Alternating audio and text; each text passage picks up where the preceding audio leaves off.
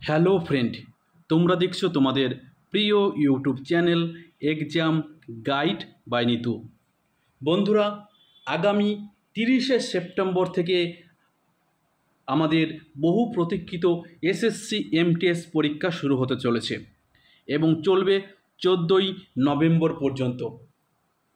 বন্ধুরা, এখন আমরা এসএসসি এমটিএস পরীক্ষার একেবারে দূর প্রান্তে এসে দাঁড়িয়েছি। তোমাদের সুবিধার্থেই আমি এসএসসি এমটিএস পরীক্ষার 2023-এর প্রশ্নপত্র নিয়ে এই বিশেষ ক্লাস আমি করাচ্ছি। আজকে আমি করাবো 74 নম্বর ক্লাস, যেটি 12ই সেপ্টেম্বর প্রথম শিফটে এসেছিল।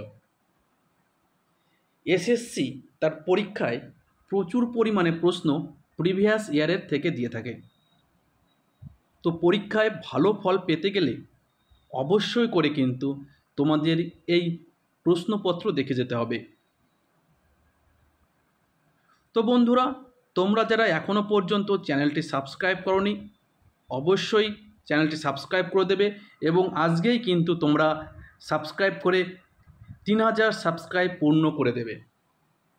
ঠিক আছে, আজকেই কিন্তু তোমরা 3000 সাবস্ক্রাইব করে দেবে। আর ভিডিওটা ভালো লাগলে একটু লাইক করবে, বন্ধুদের সঙ্গে শেয়ার করবে। তো চলো দেরি না করে শুরু করছি প্রশ্নপত্রগুলো।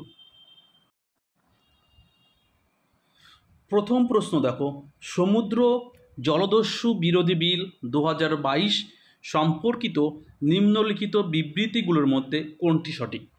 তো সমুদ্র জলদস্যু বিরোধী বিল 2022 নিচের কোন বিবৃতি সঠিক? তো দেখো, প্রথম কি বলেছে, সংসদ 2022 সালের ডিসেম্বরে রাজ্যসভা থেকে সমুদ্র জলদস্যু বিরোধী আইন 2022 অনুমোদন করেছে। এটা কিন্তু সঠিক।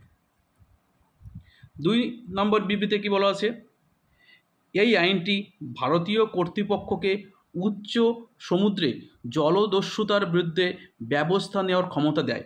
এটাও সঠিক। 3 নম্বরে কি বলা রয়েছে, এটি একচেটিয়া অর্থনৈতিক অঞ্চলের বাইরে সমুদ্রের ক্ষেত্রে প্রযোজ্য, যা ভারতের উপকূল রেখা থেকে 500 নটিক্যাল মাইলের উপরে। এটা কিন্তু সঠিক নয়।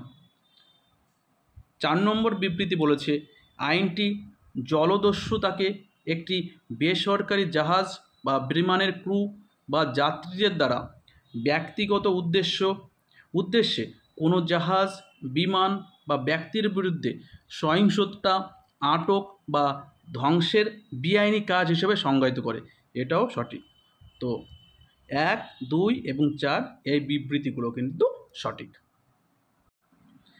একজন ব্যক্তি কতদিন রাজ্য বিধানসভার উভয় কক্ষের সদস্য না হয়েও মন্ত্রী থাকতে পারেন? দেখো আমাদের পশ্চিমবঙ্গের বিধানসভা কিন্তু একটি কক্ষ বিশিষ্ট, শুধু বিধানসভা। আর মহারাষ্ট্র, ঠিক আছে, কর্ণাটক, এদের কিন্তু বিধানসভা 2 কক্ষ বিশিষ্ট।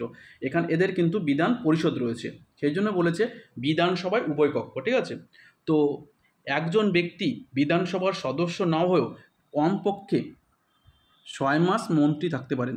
ঠিক আছে, এক ব্যক্তি বিধানসভা বা লোকসভার কোনো সদস্য না হয়েও কিন্তু মন্ত্রী থাকতে পারেন, কিন্তু তাকে 6 মাসের মধ্যেই কিন্তু যে কোনো একটি আসন থেকে জিতে আসতে হবে। ঠিক আছে, পরবর্তী প্রশ্ন, বিশ্বের বৃহত্তম উটের মেলা নিচের কোন শহরে অনুষ্ঠিত হয়? বিশ্বের বৃহত্তম উটের মেলা, এটা রাজস্থানের পুষ্করে। পুষ্কর মেলা বিশ্বের বৃহত্তম উটের মেলা।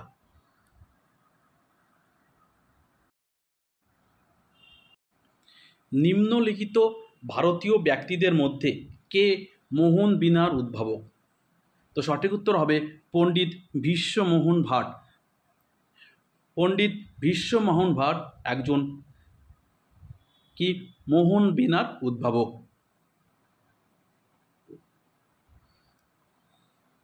পরবর্তী প্রশ্ন, মুলকরাজ আনন্দ ড্যাশ এর লেখক? নিচের কোন বইটির লেখক মুলকরাজ আনন্দ? তো সঠিক উত্তর কী হবে? আনটাচেবল।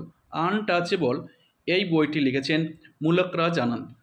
তো বন্ধুরা, তোমরা আজকে সাবস্ক্রাইব করে দাও 3K আজকে পূর্ণ করে দাও তোমরা সাবস্ক্রাইব করে, ঠিক আছে? চলো নেক্সট। নিচের কোন সঙ্গীতজ্ঞকে মধ্যযুগীয় ভারতের তুতি-ই-হিন্দ বা ভারতের তোতা পাখি বলা হয় এবং তাকে কাওয়ালির জনক বলা হয়? হিন্দুস্থানের তোতা পাখি বা তুতি-ই-হিন্দ। হিন্দুস্থানের তোতা পাখি বা তুতি-ই-হিন্দ কাকে বলা হতো? তো আমির খসরুকে বলা হতো হিন্দুস্থানের তোতা পাখি বা তুতি-ই-হিন্দ, এবং তিনি কিন্তু কাওয়ালিরও জনক। আমির খসরু কাওয়ালির জনক। অ্যানোবিনা হলো নীল সবুজ শৈবাল। অ্যানোবিনা হলো নীলাভ সবুজ শৈবাল, নীল সবুজ শৈবাল বা নীলাভ সবুজ শৈবাল, যা অ্যাজোলার পাতায় বাস করে এবং এটি একটি মিষ্টি জলের ফান, ঠিক আছে? এই অ্যানোবিনা একটি মিষ্টি জলের ফান। নিম্নলিখিত কোনটির সঙ্গে তার সম্পর্ক রয়েছে? তো অ্যানোবিনার সঙ্গে নিচের কোনটির সম্পর্ক রয়েছে? তো সঠিক উত্তর হবে সিম্বায়োটিক। সিম্বায়োটিকের সম্পর্ক রয়েছে অ্যানোবিনা।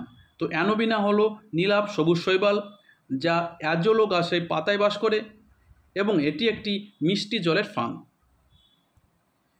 কে 1827 সালে একটি সূত্র প্রকাশের জন্য বিখ্যাত ছিলেন, যা কারেন্ট, রেজিস্ট্যান্স এবং ভোল্টেজের মধ্যে গাণিতিক সম্পর্ক দেখায়? তিনি কে? তো তিনি হলেন George Simon ohm. George Simon ohm, ঠিক আছে? জর্জ সাইমন ওহম তিনি। নিম্নলিখিত থেকে সঠিক জোড়া শনাক্তকরণ। নিম্নলিখিত থেকে সঠিক জোড়া শনাক্ত করো। স্থানান্তরিত কৃষি এবং সংশ্লিষ্ট রাজ্যের নাম, সঠিক কোনটি? তো সঠিক উত্তর হবে বেওয়ার, মধ্যপ্রদেশ। স্থানান্তরিত কৃষি বেওয়ার, যা মধ্যপ্রদেশে রয়েছে। বেওয়ার স্থানান্তরিত কৃষি কোন রাজ্যের? তো সঠিক উত্তর হবে মধ্যপ্রদেশের। ড্যাশ রাজ্যের বাল্টি নৃত্যটির স্বতন্ত্র কারণ? বাল্টি ভাষার নিজস্ব পোশাক, সঙ্গীত এবং গান রয়েছে। তো বাল্টি নৃত্য কোন রাজ্যের? এই বাল্টি ভাষার নিজস্ব পোশাক, সঙ্গীত এবং গান রয়েছে। তো সঠিক উত্তর হবে লাদাখ। এই বাল্টি নৃত্য কিন্তু লাদাখের নৃত্য। এই বাল্টি ভাষায় নিজস্ব কি রয়েছে? পোশাক রয়েছে, সঙ্গীত রয়েছে এবং গানও রয়েছে। ভারতীয় নাগরিকদের মৌলিক কর্তব্যগুলি কোন দেশের সংবিধান থেকে গৃহীত হয়েছে? খুবই গুরুত্বপূর্ণ। এসএসসি তার প্রতিটা পরীক্ষায় এখান থেকে কিন্তু প্রশ্ন তুলে দেয়। তো সঠিক উত্তর হবে সোভিয়েত ইউনিয়ন, ঠিক আছে? সোভিয়েত ইউনিয়ন থেকে মৌলিক কর্তব্য ভারতীয় সংবিধানে গৃহীত হয়েছে। মৌলিক কর্তব্য 51 এ অনুচ্ছেদ এবং ভাগ 4 এতে কিন্তু লিপিবদ্ধ করা রয়েছে। বর্তমানে মৌলিক কর্তব্যের সংখ্যা 11টি। 1976 সালে 42তম সংবিধান সংশোধনের মাধ্যমে মৌলিক কর্তব্য অন্তর্ভুক্ত হয় শরণ সিং কমিটির সুপারিশে। তখন ছিল মৌলিক কর্তব্য 10টি, ঠিক আছে? চল নেক্সট। কোন রাজ্যে ভারতের 36তম জাতীয় গেমস আয়োজন করা হয়েছিল? 36তম জাতীয় গেমস আয়োজন করা হয়েছিল গুজরাটের। গুজরাটের 6টি শহরে 36তম জাতীয় গেমস আয়োজন করা হয়েছিল। এবার তোমাদের আসতে পারে 37তম জাতীয় গেমস। 37তম জাতীয় গেমস গোয়াতে অনুষ্ঠিত হয়েছিল, ঠিক আছে? গোয়ায় 37তম জাতীয় গেমস গোয়াতে অনুষ্ঠিত হয়েছে। পরবর্তী প্রশ্ন, জেট স্ট্রিম একটি নির্দিষ্ট ফর্ম। জেট স্ট্রিম, তো এটি জিওট্রফিক বায়ু, ঠিক আছে? জেট স্ট্রিম বা জেট বায়ু কী ধরনের বায়ু? তো জিওট্রফিক বায়ু, ঠিক আছে? জেট স্ট্রিম বা জেট বায়ু হলো জিওট্রফিক বায়ু।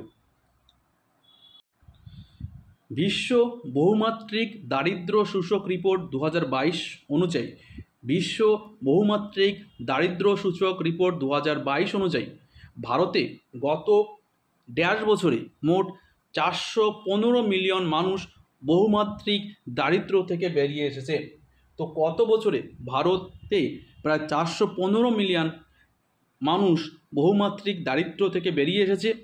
তো বিগত 15 বছরে, ঠিক আছে, বিগত 15 বছরে ভারতের 415 মিলিয়ন মানুষ বহুমাত্রিক দারিদ্র্য থেকে বেরিয়ে এসেছে। বাণিজ্যিক ব্যাংকের প্রাথমিক কাজ কি? তো বাণিজ্যিক ব্যাংকের প্রধান কাজ হচ্ছে লোন দেওয়া এবং আমানত গ্রহণ করা।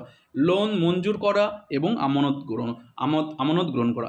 লোন দেওয়া এবং লোনের যে টাকাটা সেটা কিন্তু ফেরত নেওয়া, এটাই কিন্তু কী হয় বাণিজ্যিক ব্যাংকের প্রধান কাজ। নিচের কোনটি সরকারি বাজেটের রাজস্ব প্রাপ্তির উদাহরণ? নিচের কোনটি সরকারি বাজেটে রাজস্ব প্রাপ্তির উদাহরণ? তো সঠিক উত্তর হবে একটি রাষ্ট্রীয় মালিকানাধীন এন্টারপ্রাইজ থেকে প্রাপ্ত লভ্যাংশ। একটি রাষ্ট্রীয় মালিকানাধীন এন্টারপ্রাইজ থেকে প্রাপ্ত লভ্যাংশ, এটা কিন্তু সরকারি বাজেটের রাজস্ব প্রাপ্তির উদাহরণ। যে সমস্ত সরকারি মালিকানাধীন বিভিন্ন সংস্থা রয়েছে সেখান থেকে যে লাভ্যাংশ হয় সেটা কিন্তু সরকারের রাজস্ব বৃদ্ধি পায়। ঠিক আছে, সরকারি মালিকানাধীন যে সমস্ত সংস্থা রয়েছে সেখান থেকে যে সমস্ত লাভ্যাংশ হয় সেই লাভ্যাংশ কিন্তু সরকারের খাতে চলে যায়। বিরসা মুন্ডা হকি স্টেডিয়াম কোন রাজ্যে নির্মিত হয়েছে?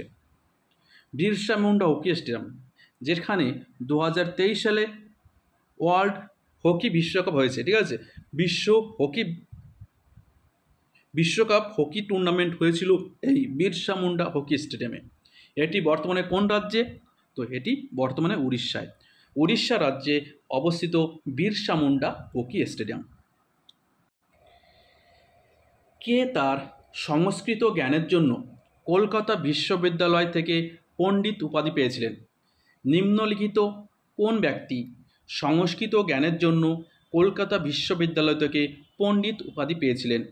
তো তিনি হলেন রমাবাঈ সরস্বতী। রমাবাঈ সরস্বতী তিনি কলকাতা বিশ্ববিদ্যালয় থেকে পণ্ডিত উপাধি পেয়েছিলেন। কর্ণাটকের রানী মাচাইয়ার কর্ণাটকের মধ্যে এবং বাইরে ড্যাশ লোকনৃত্য জনপ্রিয় করার বিশেষ অবদানের জন্য পদ্মশ্রী পুরস্কার পেয়েছিলেন। রানী মাচাইয়া কোন নাচের সঙ্গে যুক্ত? তিনি শুধু কর্ণাটকে নয়, কর্ণাটকের বাইরেও কিন্তু এই নাচকে সমান জনপ্রিয় করে তুলেছিলেন এবং জনপ্রিয় করার সৌজন্যে তিনি ভারত সরকার থেকে পদ্মশ্রী পুরস্কারও পেয়েছেন। তো সঠিক উত্তর হবে কি? তো সঠিক উত্তর হবে উম্মানাথ নৃত্য। উম্মানাথ নৃত্য, এই নৃত্য কিন্তু কর্ণাটক শুধু নয়, কর্ণাটকের বাইরেও কিন্তু বহুল প্রচলিত। ছত্তিশগড়ের শ্রী ডোভার সিং কুনভার, ছত্তিশগড়ের একজন ব্যক্তির নাম শ্রী ডোভার সিং কুনভার, যিনি নাট্য নাচের জন্য 2023 সালে ড্যাশ সম্মানে ভূষিত হয়েছেন। ডোভার সিং কুনভার তিনি নাট্যনাচ নৃত্যের জন্য পারদর্শী, যার জন্য 2023 সালে ভারত সরকার থেকে একটি পুরস্কার দেওয়া হয়েছে। সেই পুরস্কারটির নাম কি? তো সেই পুরস্কারটির নাম পদ্মশ্রী। 2023 সালে শ্রী ডোভার সিং কুনভার নাট্য নাচের জন্য পদ্মশ্রী পুরস্কার পেয়েছেন। পূর্বাঞ্চলে নিচের কোন পাহাড়টি অবস্থিত?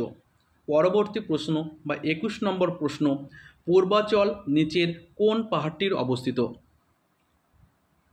তো পূর্বাঞ্চলে মিজো পাহাড় এবং নাগা পাহাড় অবস্থিত, ঠিক আছে, মিজো পাহাড় এবং নাগা পাহাড় অবস্থিত পূর্বাঞ্চলে। তাজমহলের সমাধিটির ডিজাইন করেছিলেন কে? তাজমহল ছিল মোগল শাসক শাহজাহানের এক অমর সৃষ্টি। তাজমহল তার স্ত্রী মমতাজ বেগমের স্মৃতির উদ্দেশ্যে এই নির্মাণ করেছিলেন এই তাজমহলটি। এই তাজমহলের ডিজাইন করেছিলেন কে? তো সঠিক উত্তর হবে ওস্তাদ আহমেদ লাহোরী। ওস্তাদ আহমেদ লাহোরী তাজমহলের সমাধিটির ডিজাইন করেছিলেন। অন্ধ্রপ্রদেশ রাজ্যে স্বদেশী আন্দোলনের নাম কী ছিল? অন্ধ্রপ্রদেশ রাজ্যের স্বদেশী আন্দোলনের নাম ছিল বন্দে মাতরম আন্দোলন। বন্দে মাতরম আন্দোলন। পরবর্তী প্রশ্ন, মিডনাইট চিলড্রেন নিচের কোন লেখকের উপন্যাস? তো মিডনাইট চিলড্রেন এটা লিখেছিলেন সলমন রুশদি। মিডনাইট চিলড্রেন এটা লিখেছিলেন সলমন রুশদি। নিচের কোন দেশ 2023 সালের মার্চ মাসে তৃতীয়বারের মতন IBA মহিলা বিশ্ব বক্সিং চ্যাম্পিয়ন আয়োজিত হয়েছিল? তো সঠিক উত্তর হবে কি ভারতে অনুষ্ঠিত হয়েছিল। তো বন্ধুরা, ভিডিওটা এই পর্যন্তই। ভিডিওটা ভালো লাগলে লাইক করবে, বন্ধুদের সঙ্গে শেয়ার করবে। আবার দেখা হবে, ততক্ষণ ভালো থাকবে, সুস্থ থাকবে। ধন্যবাদ। জয় হিন্দ।